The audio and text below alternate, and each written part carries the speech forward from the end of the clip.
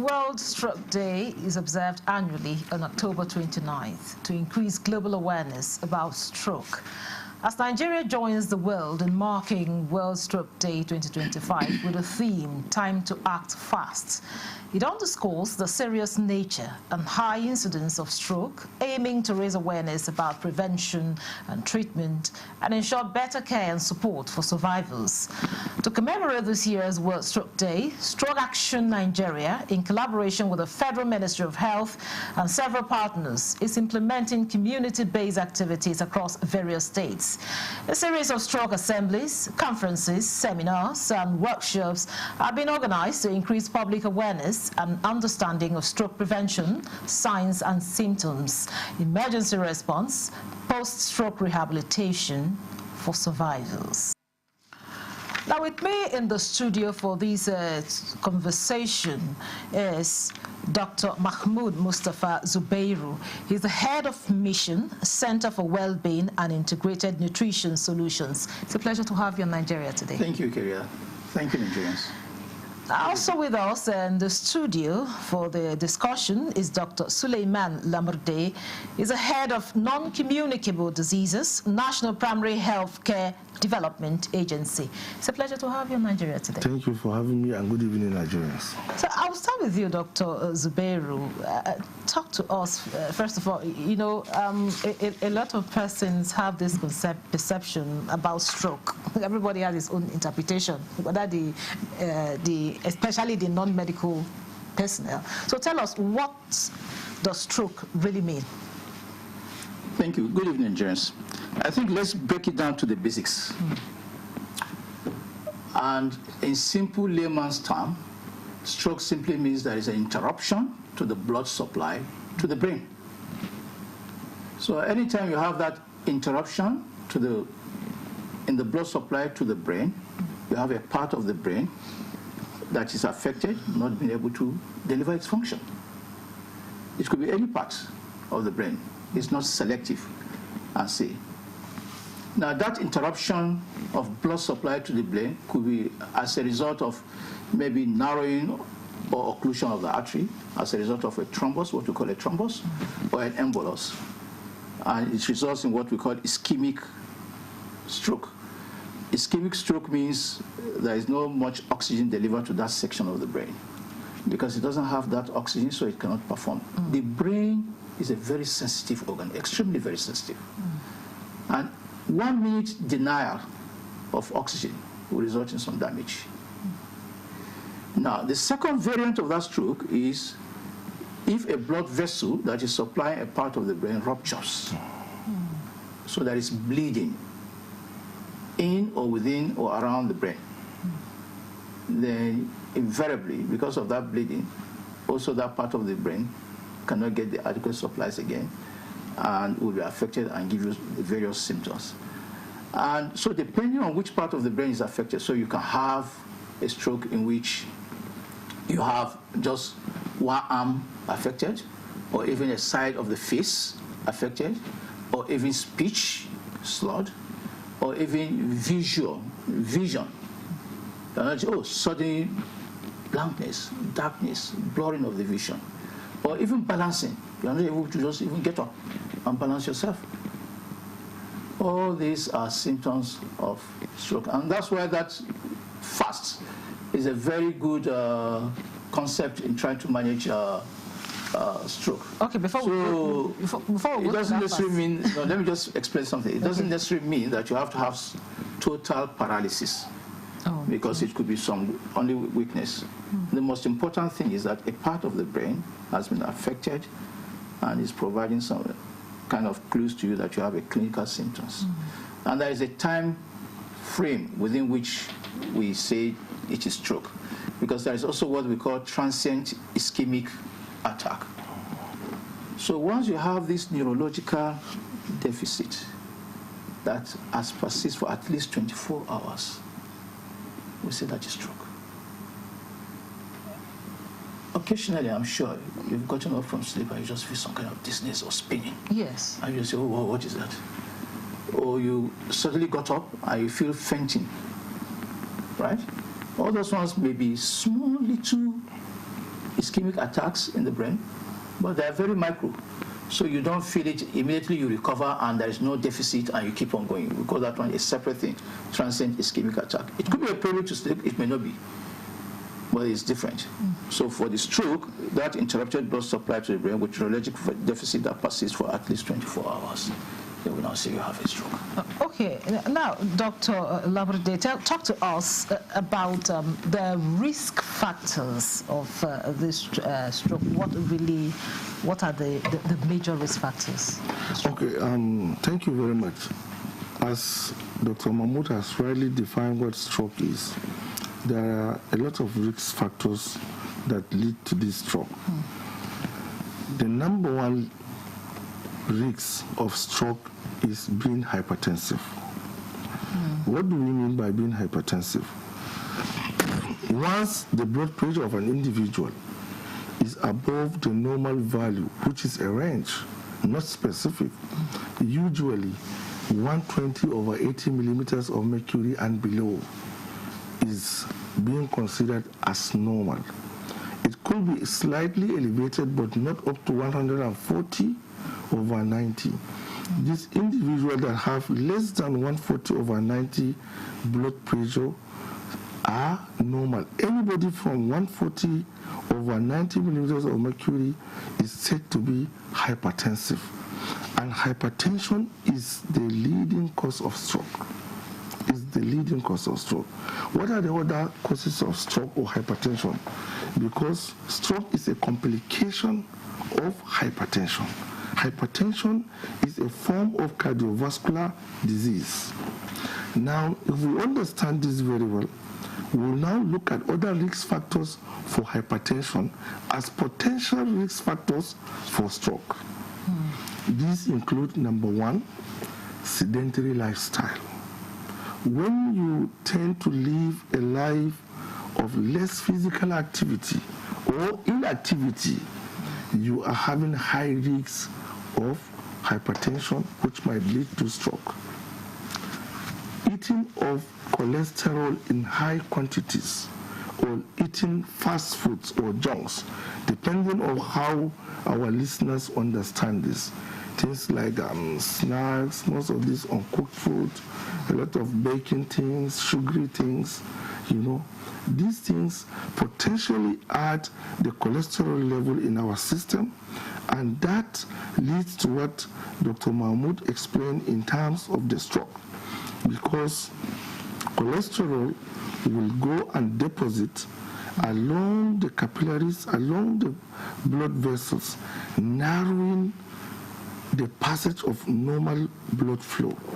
By the time this consists and persists over a long duration of period, the blood vessels is compromised.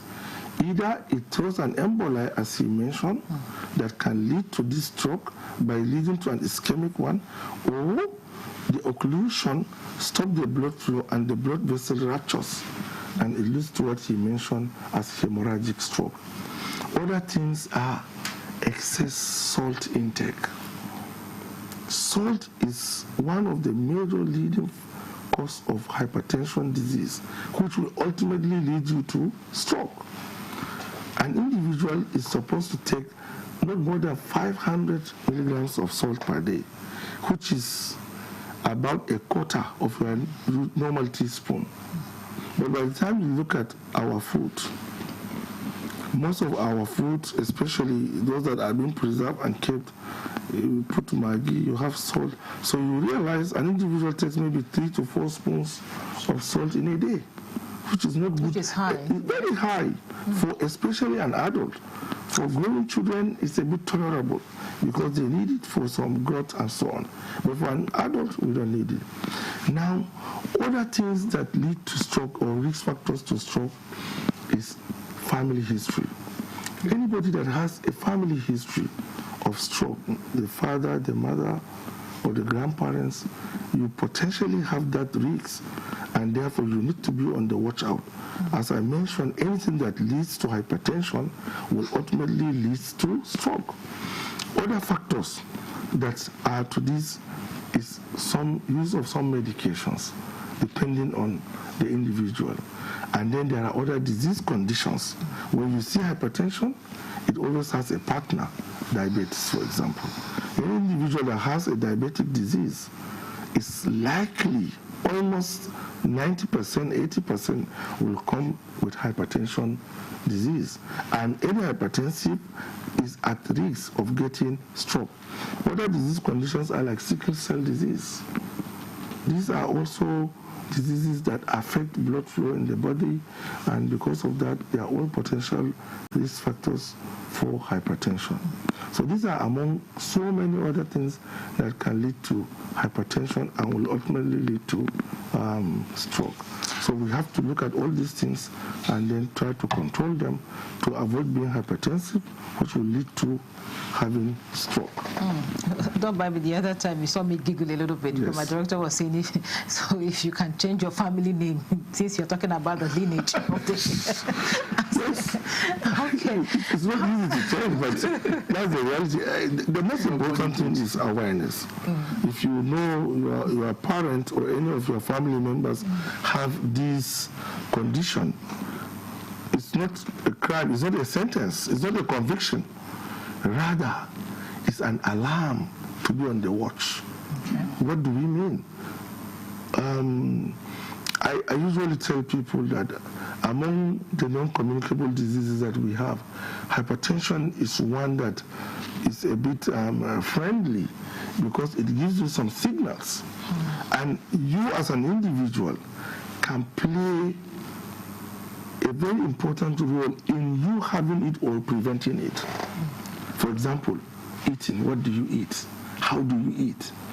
When do you take your meals? Your last meal of the day? Does that also have a...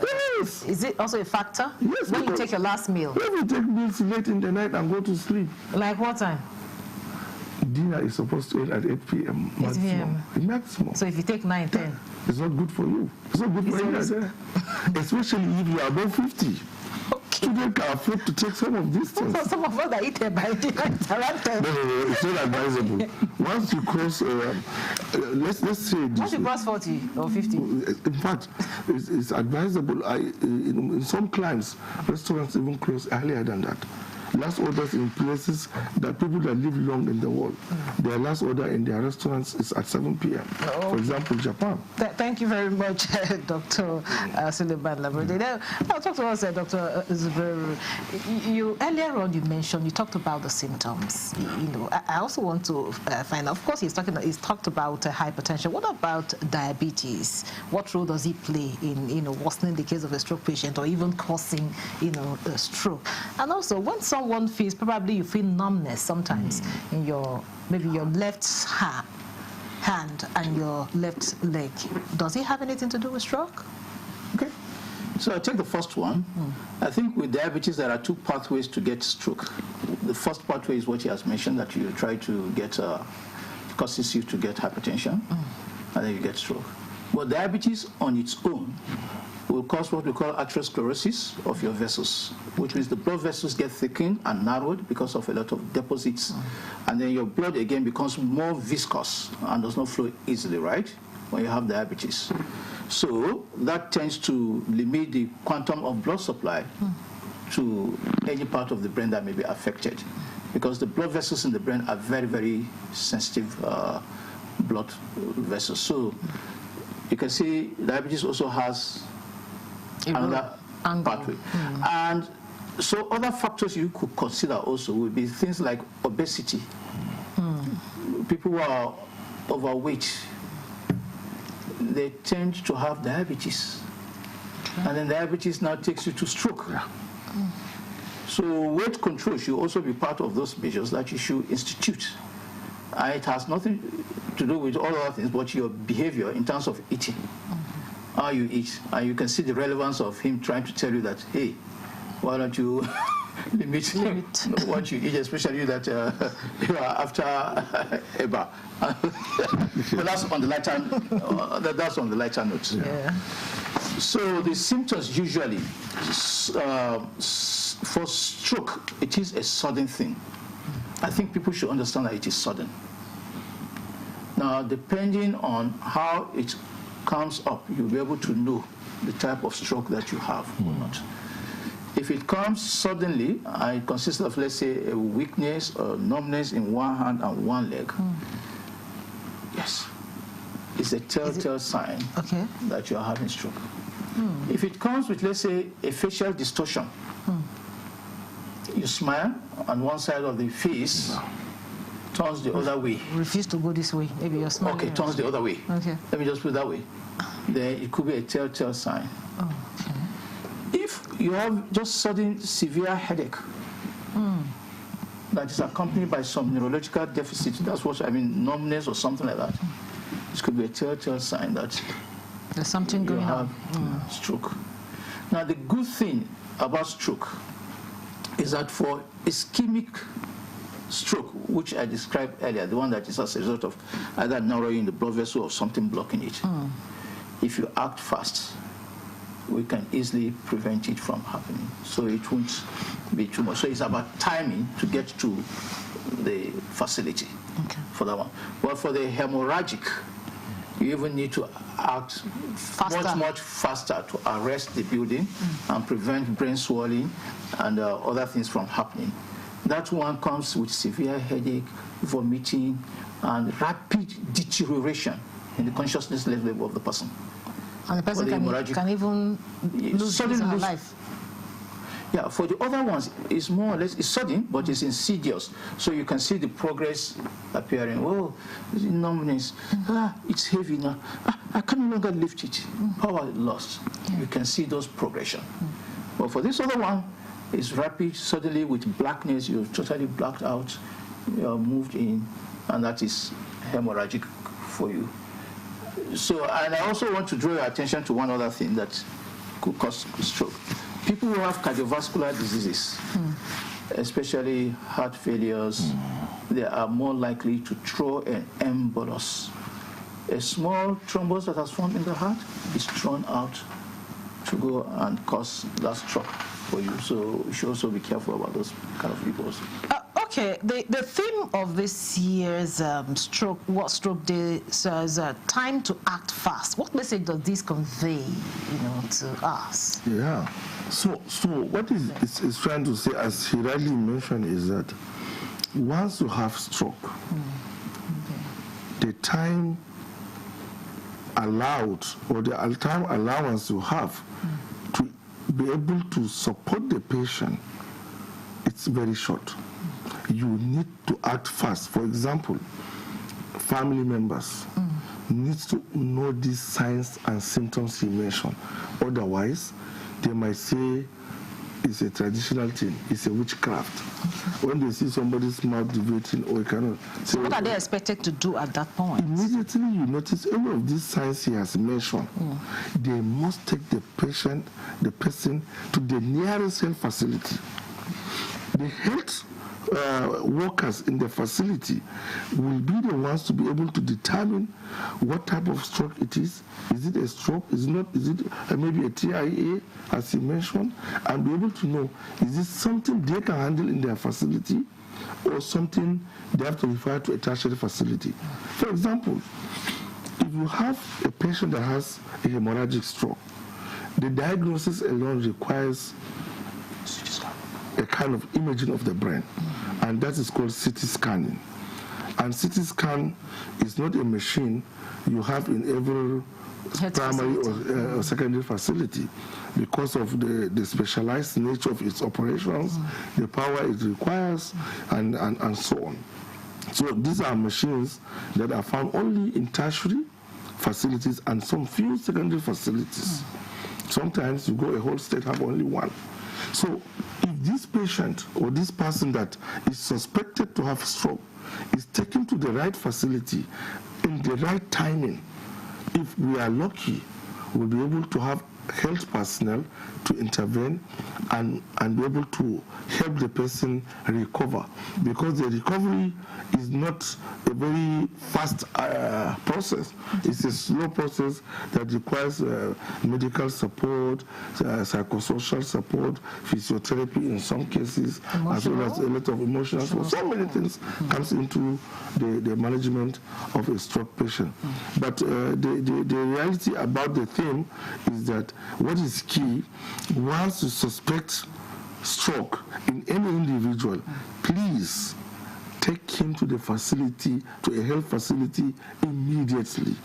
Whether you are sure, whether you are not sure, whether he has had it before or not, the most important thing is, the most important action, take him to a healthcare personnel in a facility fast. When we talk of fast, the first 30 minutes to the first 3 hours are golden.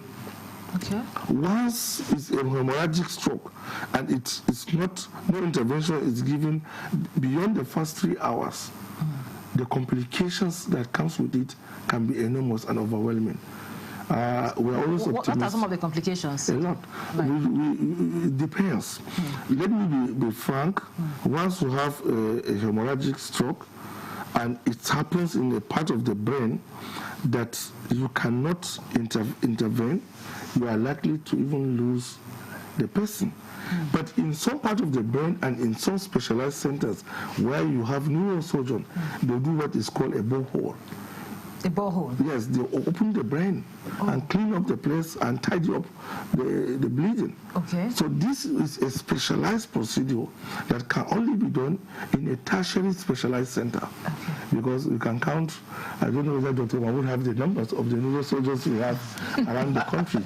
So for us, especially at the National Primary Health Care Development Agency, the key to stroke management and prevention is awareness.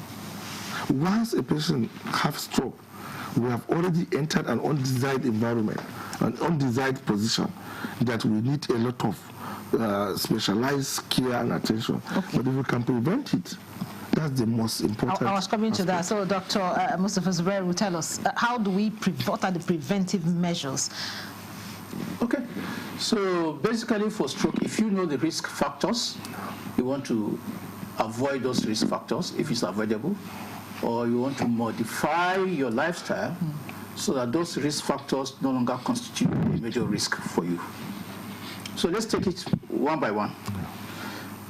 You have hypertension, and you know the causes of hypertension. What do you need to modify? If your hypertension is as a result of increased use of salt, would you want to reduce salt intake? Simple. Oh, you have diabetes or pre-diabetes, because we can also know that you are already, so God in His infinite mercy will show you signs. So you have a stage, you are in pre-diabetic. You know your glycosylated hemoglobin is already up to 6. We say you are in pre-diabetes. What do you need to do? That is the time you need to modify your behavior. Eating late, reduce your weight, make sure your blood, reduce consumption of sugary substances. What have you exercised? Sedentary life. So we don't want you to stay for 5 days without any exercise. Okay. So that's a very key lesson that everybody must take and go home with. So you also have to constantly be on the move. Constantly be on the move. The human being was made for that. And also check your blood pressure. Check your blood pressure. Check your blood pressure. If you need to take the become a physician already. Hypertensive person, you take your check drugs. Your blood pressure all the time. Make sure you take your pills and to avoid. So some of the things that we do in the public space is actually that's mass screening. For such awareness days, we do screening for all this. Okay. So as to raise the consciousness of the society itself to that. Thank you. Thank you very much, Dr. Mahmoud Mustafa Zubairu, Head of Mission, Center for Wellbeing and Integrated Nutrition Solutions. Thank you so much for coming on the program. And Dr. Suleiman Lamrde is the Head of Non-Communicable Diseases, National Primary Healthcare Development Agency. Thank you so much for coming. Thank you so much. And let Nigerians stay safe by checking their BP and using salt. And thank you for being part of the program. I'm Bikaria Clinton. Goodbye.